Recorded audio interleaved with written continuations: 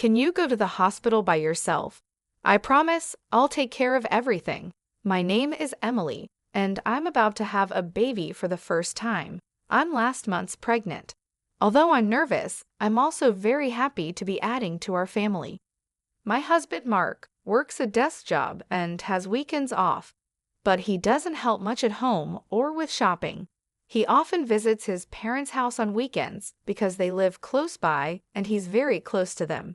He doesn't really have a reason, he just goes. Since I got pregnant, I've been careful not to lift heavy things. When I need to buy something heavy like rice, my friends help me. Every day, I wake up early to make breakfast for Mark and say goodbye when he leaves for work. Then I clean the house, do laundry, and go shopping if I need to. After I come back, I start making dinner. Once everything is done, I can relax. I'm on maternity leave now, so I've started a new hobby, blogging. I write about my day and post pictures of things like my food, the blue sky, and flowers in my garden. My friends and people I know leave comments, and this has become a fun part of my day. One evening, while I was making dinner, Mark came home. He left his bag and jacket on the sofa, so I picked them up and hung them up. I told him I made hamburgers for dinner and that I was going to take a bath. He just went to the bathroom without saying much. We've been married for 4 years, but he's not very kind or thoughtful. I sometimes wonder if this is normal for marriage, but I've gotten used to it. After his bath, I gave Mark a drink. He asked where the beer was, looking at the bar. I said I forgot to buy it and would get some tomorrow. He got angry and told me to go to the store right now. I was upset. Why did he expect his pregnant wife to go out for him? If he wanted it so badly, he could have gone himself. It's difficult for me to walk around with my big belly. He got even more upset and yelled at me, saying it was my fault for forgetting, and that being pregnant doesn't mean I get treated differently. He believes staying active is good for health. Because he doesn't calm down easily, I decided to go to the store anyway. At the store, I ran into Sandra, a neighbor. She was in a good mood, which made me feel a bit better. I told her about my husband wanting beer and not understanding why he couldn't get it himself. Sandra seemed to sympathize with my situation. After chatting, we went our separate ways. When I got back, Mark was just sitting there, not having cleaned up after dinner. He asked why I took so long and demanded the beer. His harsh words hurt me, but I gave him the beer and started cleaning without saying anything. I couldn't believe he could be so unkind, especially now. I didn't want to argue, so I kept quiet, had my bath, and went to bed. The next morning, Mark acted like nothing happened. He doesn't hold on to things like I do. He noticed I was upset and told me to be nicer since he was going to work. He talked about the importance of being grateful, which made me want to point out he should practice what he preaches, but I was too shocked to say anything. I just watched him leave, saying he wouldn't be home for dinner. After he left, I went about my day as usual, but his words stayed with me. I decided to make something simple just for myself.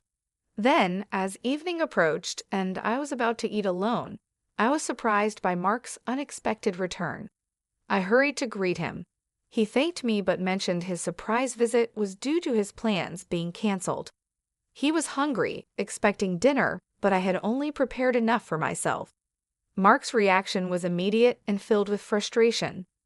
He couldn't believe I hadn't considered the possibility of his return, expecting a meal waiting for him. His disappointment grew when he saw the modest dinner I had set out for myself, questioning the effort and care I put into my role at home. He criticized my cooking and suggested I take lessons from his mother, implying her skills were vastly superior. This comparison to his mother, a recurring theme in his critiques, deeply hurt me. He then demanded I go out and buy something for him to eat, ignoring the fact that it was already late and I had settled in for the night. Faced with his anger and unreasonable demands, I felt an overwhelming sense of dismay. When I hesitated, pointing out the impracticality of his request, Mark's patience snapped. He reminded me of my previous oversights, like forgetting to buy beer, and declared his intention to return to his parents' house out of frustration, leaving me alone. His departure, though abrupt, brought an unexpected relief. However, the next day, this brief respite was shattered by a call from Mark's mother, chastising me for not preparing a meal for her son. Her accusation of what she deemed as near moral harassment was difficult to hear. I attempted to explain the situation, but faced with her unwavering stance, I ended the conversation with an apology, feeling disheartened. With Mark away, I allowed myself a leisurely late brunch, a small act of self-care amid the turmoil. Yet the prospect of his return loomed over me, tinted with the anticipation of further conflict.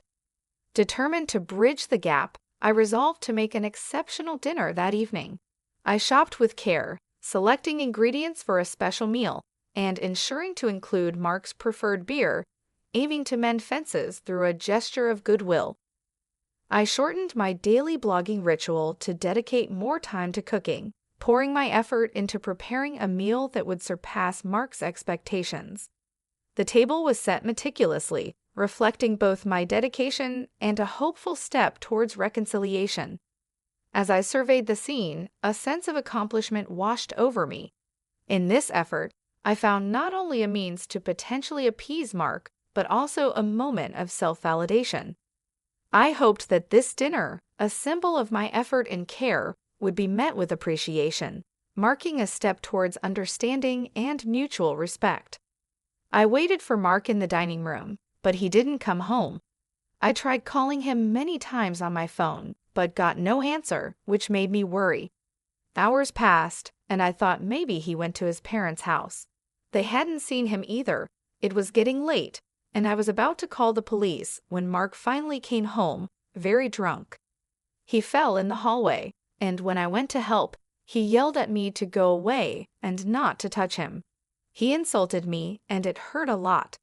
I couldn't understand why he couldn't be kinder. I had made dinner with so much care, but it was all wasted. I ended up eating alone, feeling very sad. The next morning, Mark acted like nothing happened. He complained about his headache and questioned why I left him in the hallway. I reminded him that he chose to lie there. He seemed to think it was my job to look after him, even when he was drunk, and hadn't told me he wouldn't be home for dinner. He said his plans changed last minute and didn't think he needed to tell me. His excuses made me feel even more distant from him. I decided I needed a break and planned to go to my parents' house the next day. Being around Mark had become hard and unenjoyable. His lack of respect made me think about divorce, especially with our baby on the way. I was excited about the baby but sad about our relationship. I've heard from friends that giving birth can be tough, but I'm more excited than worried about meeting my baby. My neighbors cheer me up by saying it won't be long now. One day, Mark mentioned his parents wanted us to go on a trip with them. This surprised me because Mark's parents and I don't always get along. They often take Mark's side in any disagreement. Mark insisted that being pregnant doesn't mean I can't travel and that everything was arranged for a short trip next week, which is close to my due date. I felt this was too much and tried to object, but Mark wouldn't listen. I talked to a friend about it, who agreed it was unreasonable. When the day to leave arrived, I said I wasn't feeling well and wanted to stay home, but Mark insisted I'd be fine in the car. As we were getting ready to leave, I realized my water had broken. I told Mark we needed to go to the hospital right away. He was surprised, and then, strangely, he told me to get out of the car because I was making a mess. I couldn't believe he was more concerned about the car than getting me to the hospital. Mark told me to get out of the car because he needed to clean it, and then, shockingly, he pulled me out and drove off, saying I should go to the hospital by myself. I was too surprised to react. Quickly, I called for an ambulance, and that's when Sandra, a neighbor, came over and saw I was in trouble. She helped me get a special taxi to the hospital, comforting me on the way. I was thankful for her support and cried a bit from the relief of her kindness. As Sandra stayed with me at the hospital, I quietly promised myself that Mark would regret his actions. Sandra held my hand, keeping me calm until my parents arrived. They looked worried, and Sandra said she needed to talk to them about something. Then I started having more intense labor pains. My phone rang, and it was Mark calling. My parents didn't look happy but handed me the phone. Mark sounded panicked, asking for help, but I couldn't deal with him right then and hung up. Despite turning off my phone, Mark kept sending messages. Eventually, I was taken to the delivery room, and after some time, I heard my baby crying. I was so tired but happy to see my parents and Sandra with me. After sleeping for a bit, I woke up in my hospital bed. My parents were there, looking concerned. I asked about the baby, and they said the baby was fine and would be back with me soon. Sandra had left, but I felt so grateful for her help. I promised my parents that things would change once we got home. I decided to visit Sandra later to thank her. When I turned on my phone, I saw a lot of missed calls from Mark, which surprised me, but I didn't feel any hope from them, so I just ignored them. A friend came to see me in the hospital to celebrate the birth of my baby.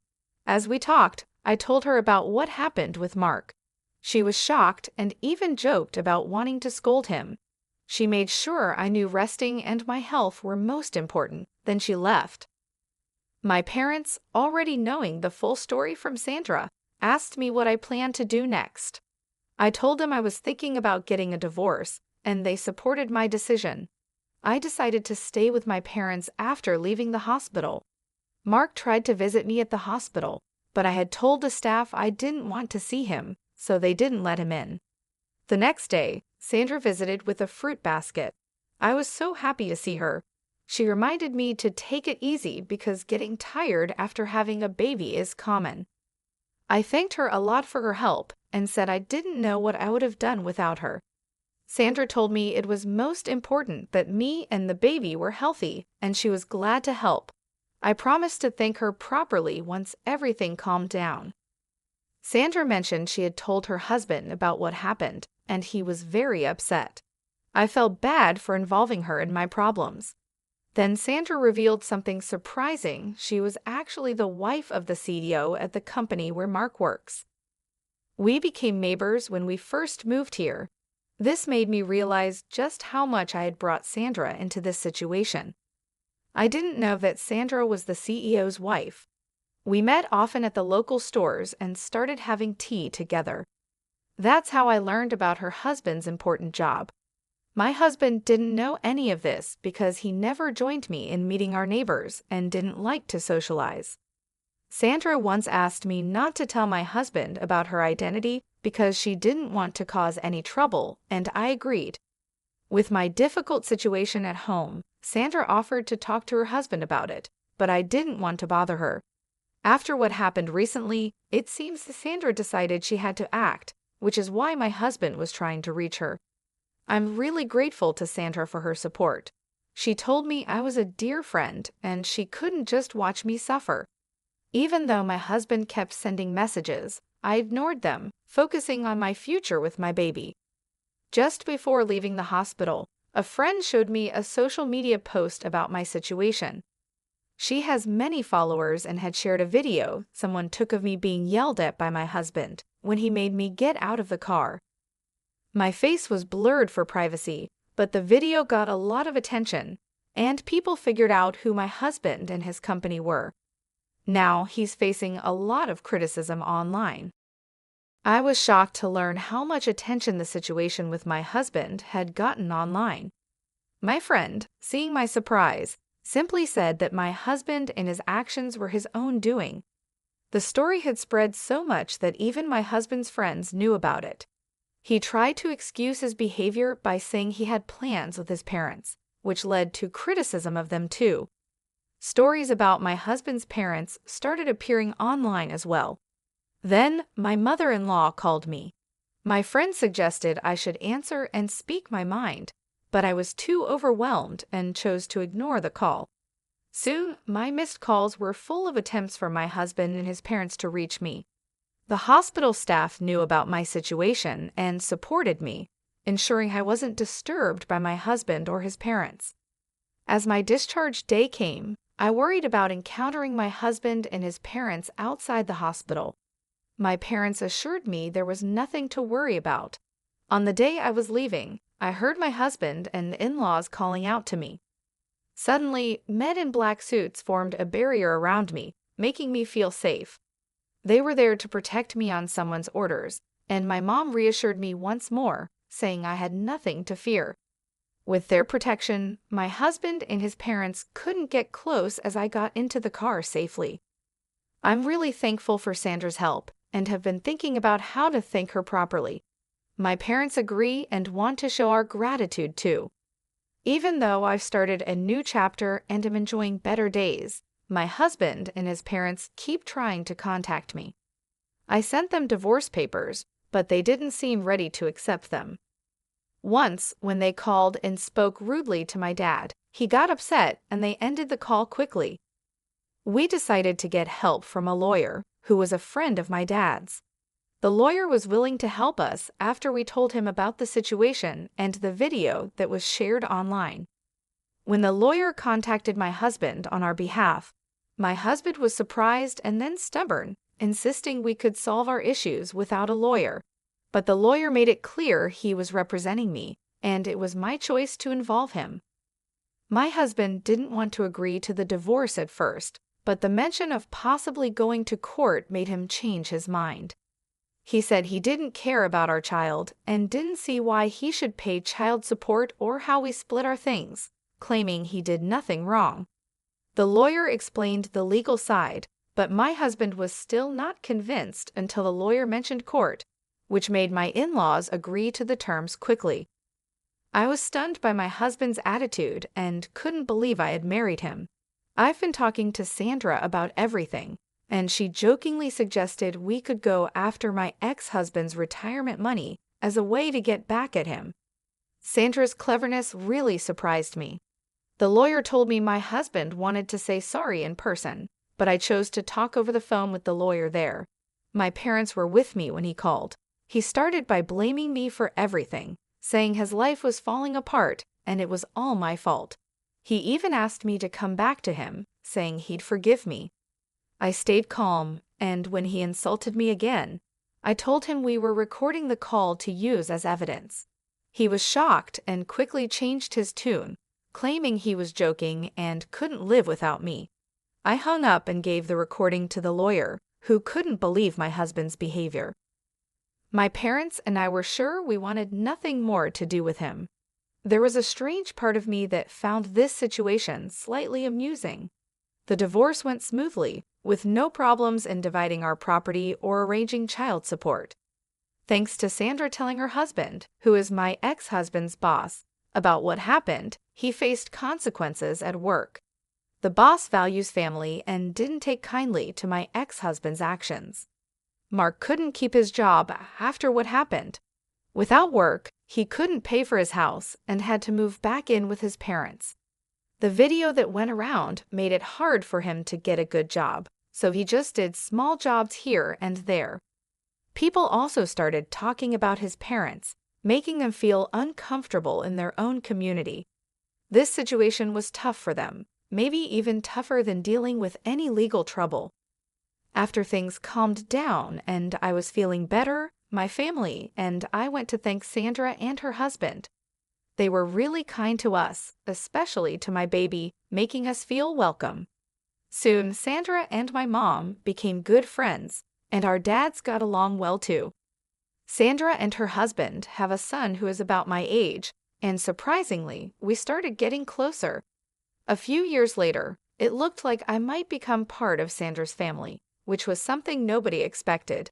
Life can really surprise you sometimes.